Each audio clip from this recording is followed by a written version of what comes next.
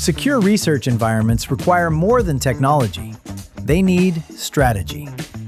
Our workshop helps your institution build a core team to guide secure research environments, map key stakeholders, and test real-world scenarios. I do think you should tackle the governance and policy piece immediately and without waiting. I am stunned by how many schools, big schools, little schools, still can't figure out who's responsible for research and security.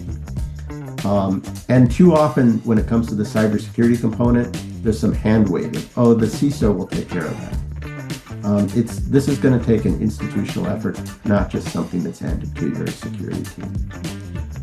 By the end, your team will leave with a complete roster, stakeholder list, tested scenarios, and a clear plan for next steps.